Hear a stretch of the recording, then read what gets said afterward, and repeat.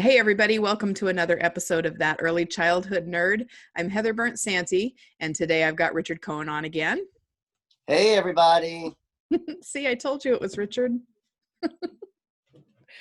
Okay, so we're going to talk about swearing. Hell yeah. Hell yes. Although now that, I know that that's the focus, there's so much pressure to swear a lot in this one.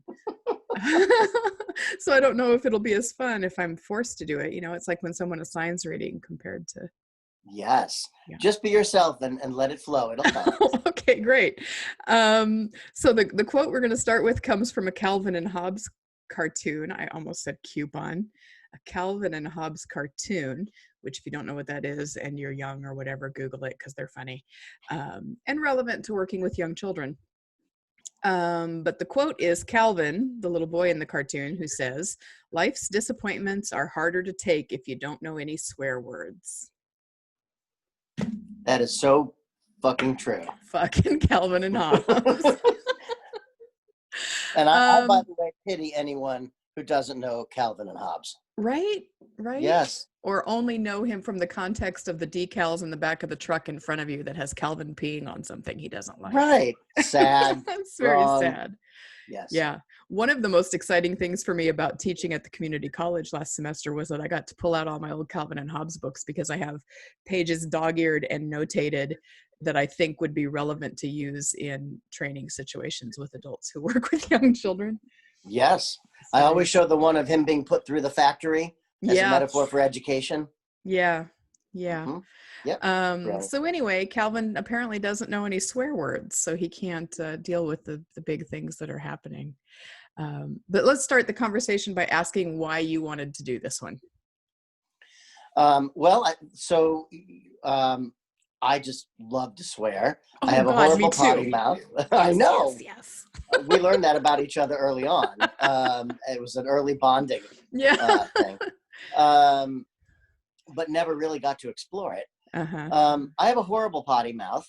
I have been around more early educators than I can count over the decades, from lovely, lovely church ladies in faith-based care, and bless their hearts and God bless them, to some of the most potty mouth, just filthiest people. None of them ever around the kids. Yeah. But right. I certainly gravitate towards the ones who are willing to let it rip when the kids aren't around. I think, and I'm sure that there's always or often this article floats around Facebook that says, there's some new study that says people with higher intelligence swear more, or swearing is a good stress reliever or something like that. I'm willing to embrace both of those studies without looking any further than the headline. Absolutely. That's a fact. That is not alternative news. That is a fact. I don't even need to go through it, but right. there is something for me, and I think that's why I like the Calvin quote about having the words for the strong feelings or whatever it was, because there is something that is just really almost healing for me sometimes. Yes, it's cathartic. Very cathartic. I have a playlist on my Spotify that I listen to in my car that is specifically curated for the days when I need to drive around and swear a lot by myself. I have the same playlist. Oh my God. It used to be called Therapeutic Swearing, and now it's called Filthy Mouthed Wife. Mine's called The Fuck Mix. Oh, the Fuck Mix. Yes. And it's any song that I've ever have in my whole collection that has that word somewhere in the song. Oh, mine is not limited just to fuck. It's a variety of swear words, and a couple of them are even songs that don't actually have the swear word, but I add the swear word where I feel like it should be. And love that. It's a great. We should go on a road trip sometime. Oh my God, yes. Fuck yeah. That would be great. Yeah. I had a super potty mouth in high school, and then was super religious in most of my 20s and stopped swearing. And so then it was like, I started again, and people around me were like, "Oh, I love this new side of you." Well, to sort of take a serious Yes. Yes. turn for a moment, just building on what you were saying a moment ago about how it's sort of therapeutic or cathartic, and Mm-hmm. it provides an emotional response for us. Mm-hmm. I think it does. I think it activates some really healthy chemicals Mm-hmm. in many of our brains. But I think the other point that occurred to me as you were speaking was, uh, uh, hmm, for early childhood educators, there's a lot of focus on academics and Mm-hmm. cognition, Mm-hmm. and but we're responsible for the holistic child and for the social and emotional growth of young children too. And in order to do that, we have to co-regulate. We have to be looking at our own emotional, using our own emotional regulation skills and our own emotional coping mechanisms, Uh-huh. whatever that is for people. But uh, for me, using curse words when kids aren't around um, is part of that. Yeah. Um, when I used to teach, I was lucky enough to one of my teaching stints with a group of mixed age 3 to 5 year olds.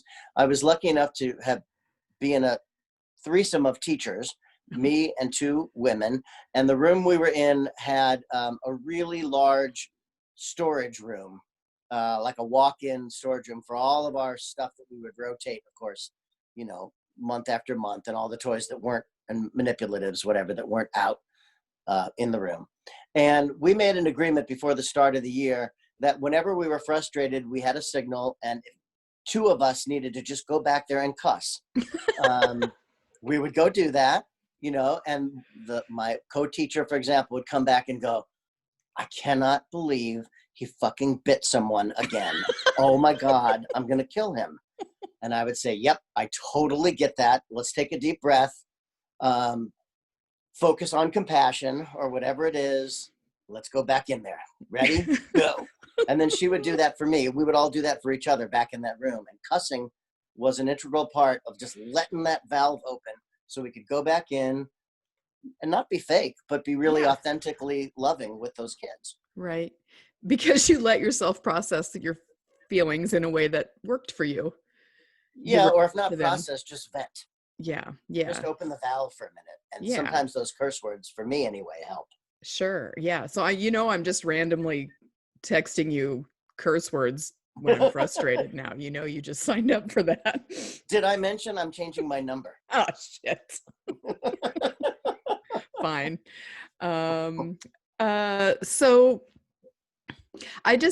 swearing is really interesting to me. I think it's so weird that some group of people, some people just whatever have just randomly decided that some words have more moral weight than other words, or some words are, bad.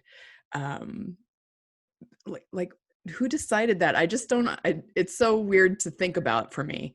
And like when my kids were teenagers, they had super potty mouths, and um, I didn't care. Like they swore at home, and it used to drive their dad crazy because he was worried they wouldn't be able to eventually discern when it's okay and when it's not. And so we implemented no swear Sundays for like a month where the kids couldn't swear on Sundays just to prove to their How'd that dad go? that they were capable. It was fine. They were Oh, good. teenagers, but um, with younger children, even people get really worried about a child who uses a swear word, and start throwing Well, around words like disrespectful, and a lot of parent blaming happens around children using swear words. And I think if we just acknowledge the power of the word and the way it might make you feel, that's one way to respond. But also then just take the morality out of it and decide, let's talk about when it's okay and when it's not, and how can I help them navigate that. right, right. Gosh, so many things to unpack there in all that you just said. Going back to the Go right beginning ahead. of it. Okay. The curiousness about how some of these words got categorized as bad, and Uh-huh. other ones not. Um, what I notice is the pattern is that a lot of the words that society considers bad are related to body parts and body functions, right? And Sure. Yeah. sexuality. Yeah, that's true. And so to me, they're rooted in a history of, generations of sexual repression in a society. Mm-hmm. Um, this isn't about bad words, but it comes to mind. Some years ago, I was the vice president of Learning Care Group, which is the second largest child care corporation in the world, and at the time had 1,300 centers around the world. I don't even know what they have today. Mm-hmm. And I was the vice president of education, and I inherited these horrific workbooks that that the 3, 4, and 5-year-olds had to do, and we re-envisioned them in a really unique way, and Uh-huh. that was awesome. And early on in my tenure, I got in tremendous trouble because I put in a page there. We had to have themes. You and I can do a whole other thing on Right. themes, but so that's what I inherited. And early on, the theme was our bodies or something. Uh-huh. And so Always. I put a page in there, about what happens when you eat food and how it goes through your body. And there was a picture, and this is something to be taken home with parents to talk with kids about. And I put some language in there for the parents saying, well, first of all, the first thing I got in trouble about, as I'm remembering, was that I said something like, every body has holes in it. And that was the first thing that flipped people out of their mind. Because they weren't aware of the holes. You're not supposed to talk about the holes. Okay, like the ear hole is okay, but the one urine comes out of, not okay. Not okay, right. Don't know why. If I were 3, I'd be like, why are some holes okay to talk about body holes and some aren't? Don't know why. Right. But then I said, the food goes into your tummy, and your body knows how to take the things it needs, the vitamins, and help your body be healthy. And then the part it doesn't need, becomes waste, and it comes out of the hole at your bottom. And it's waste because it's stinky. And I thought that was like a really developmentally appropriate way of explaining that process. And relevant to their lives. Yeah. Yep. But I had people lost their minds. I had franchise owners who had to go in and take X-Acto knives and cut that page out of the workbook. And one of the rationales was, we're afraid if I shit you not, literally and figuratively. One of the rationales was, if we tell children that their poop is stinky, they're going to be afraid to use the bathroom. So that's just a really good example for any early childhood educator of what it means to work with lay people who don't understand child or human development, and a great example of what you have to address and figure out, how do I address this? Wow. Because obviously that makes zero sense, logically, but in these matters, it's not logic that drives. People get very emotional and they get very reactive a lot of times because of beliefs that are entrenched in their religion or whatever. Right. And they don't really think it through from any kind of rational place. Yeah. Yeah. I sort of, it's one of those things where, how do I want to say this? I think about it in terms of swearing and that kind of language that we get so bothered about with children. That one of those things that we sort of have a double standard about, like things that are okay for adults, but not okay for children. I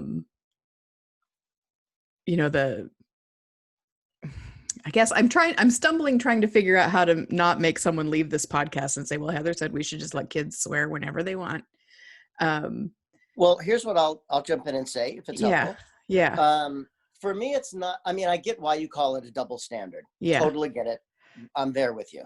But the way that I think of it, the way that I frame it in my professional mind is, as with anything, my job is to help human beings who have been on the planet for hundreds or maybe 1,000 days to make sense of this really weird, crazy world they found themselves in. Right. And that's filled with all these abstract concepts. And I have to try to figure out a way to make it tangible and accessible to them Mm-hmm. and developmentally appropriate. And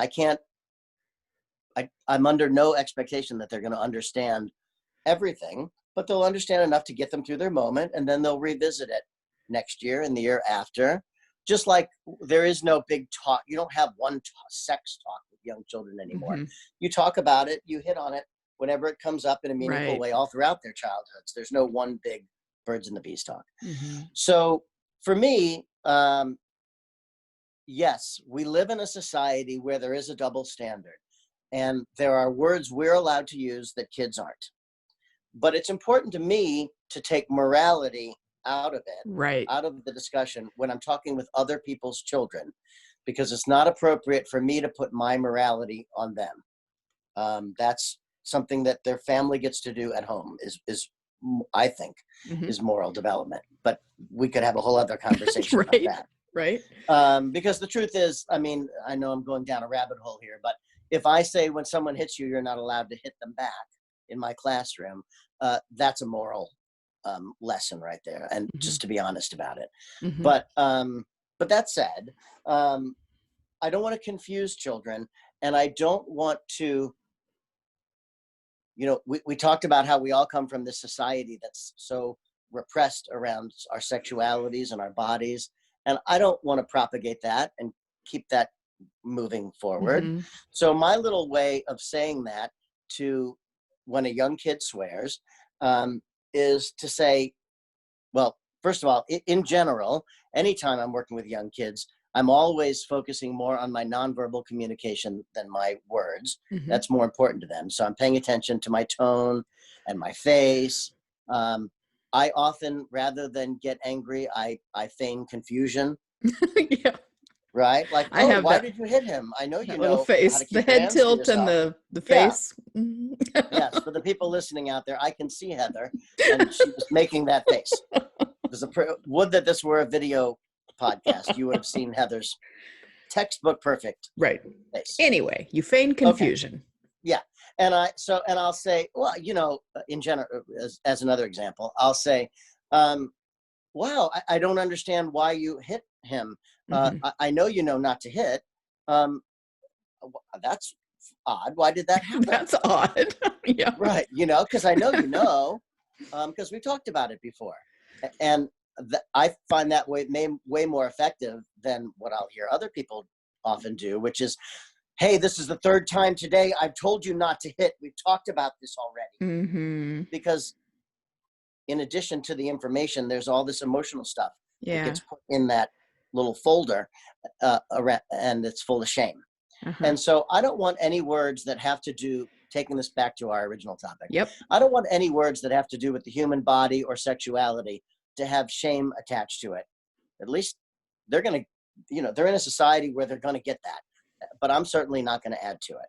Yeah. So my one little way of doing that is rather than say good words and bad words, that's a bad word, because I find that phrase really confusing for young children and really subjective, bad. Right. I just say, I feign confusion, and I say, oh, you just used a grown-up word. Oh, wait, but aren't you 4? Yeah, no. I'm 4.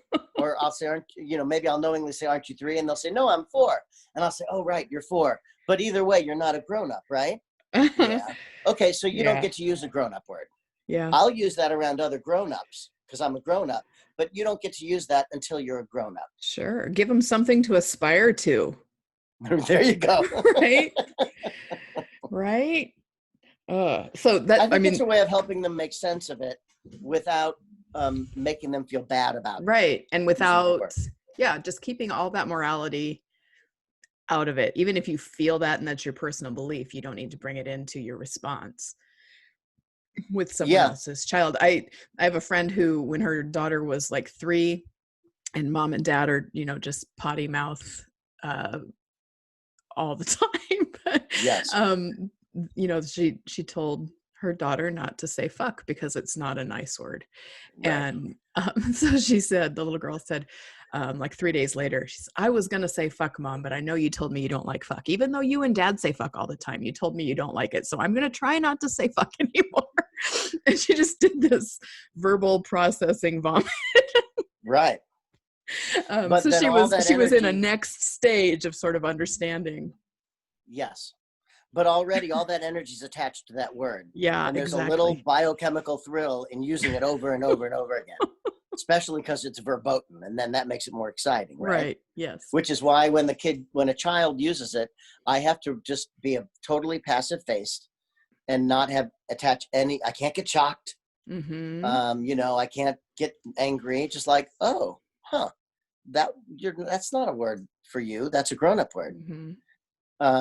One of my favorite little stories was when I was a preschool teacher. We were having family style lunch, mixed age classroom again, and a older 4-year-old was talking, and her parents were divorced. It was a Monday, and she was saying, last weekend I was at my daddy's house and we watched a movie, but it had a bad word in it. And then a little young 3-year-old sitting next to me, his ears kind of perked up. Sure. And he said, did she say bad word? And I said, yeah, she did. And he said, you mean like booty or don't fucking do that?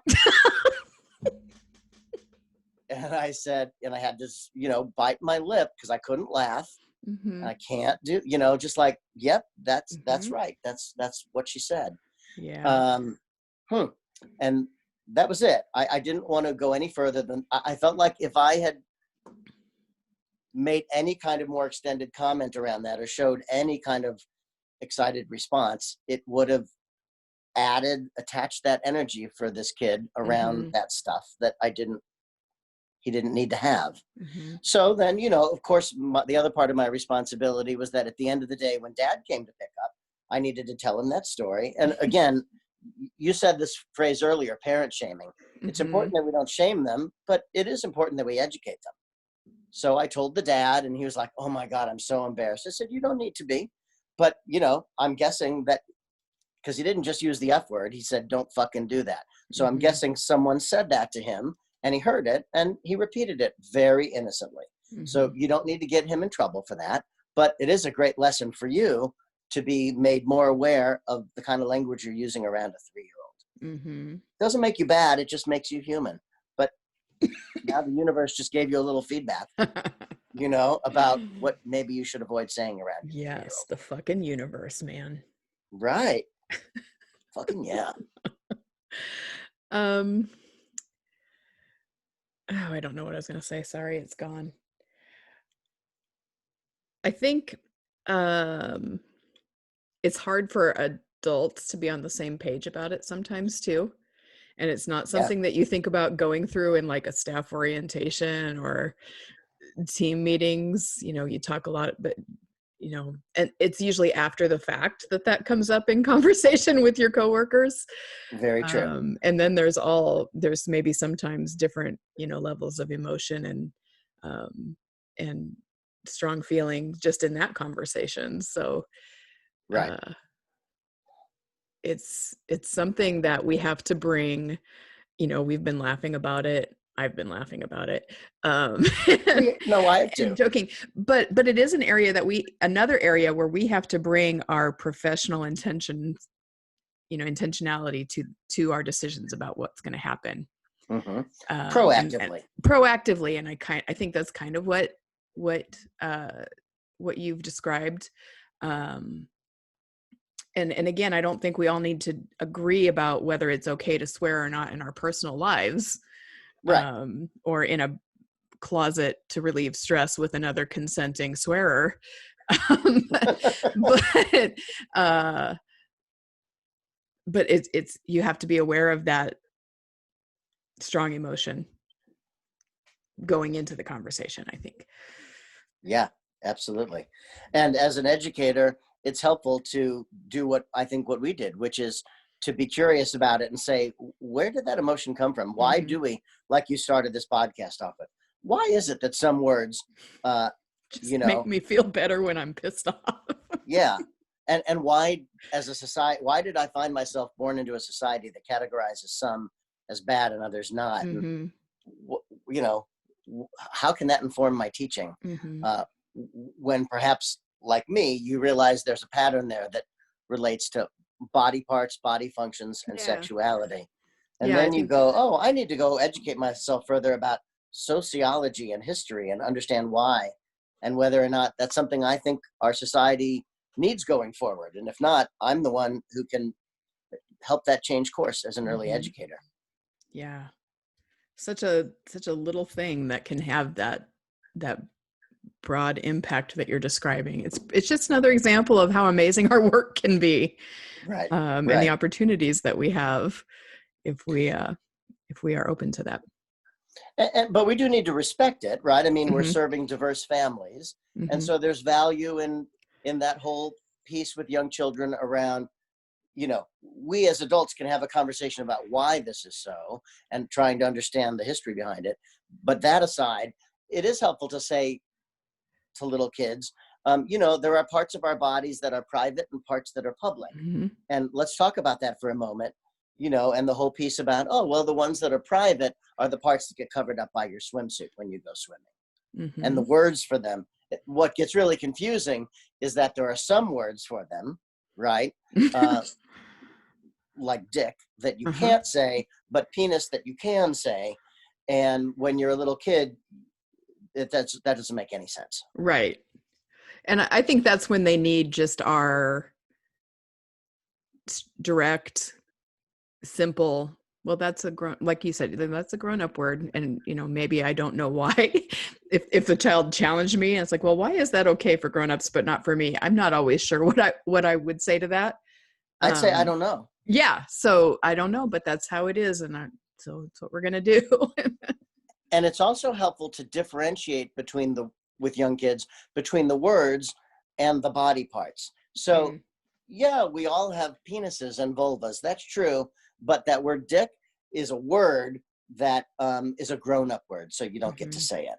mhm, So there's a thing about the words, but then there's a other healthy thing about the actual body parts that those words refer to, and mm. being really intentional about separating them out Yeah. for young children. Yeah.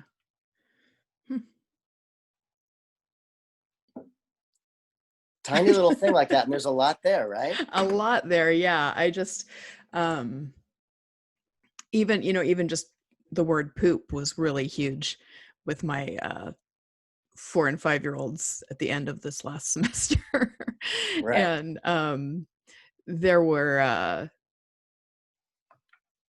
you know, there's so many adults in my setting that I had to do a lot of in the moment adult explaining also.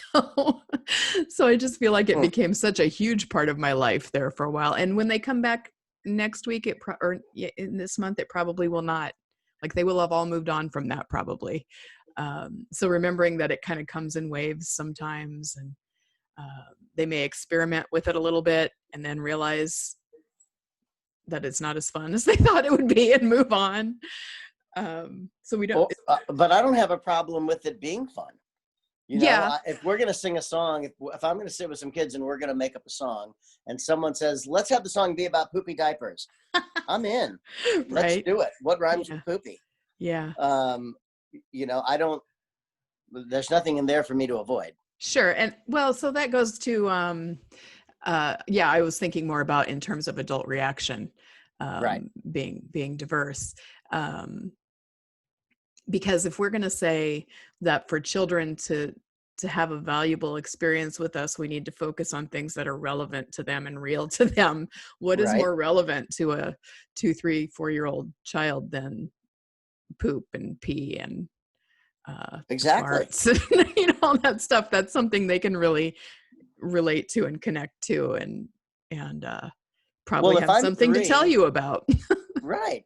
If I'm 3, I mean, let's remember, first of all, I've only been around on the planet for 1,000 days. Hmm. And my whole potty training experience that everyone was so excited about and they were high-fiving me, and Hmm. it was a huge accomplishment in my life, was only 6 months ago.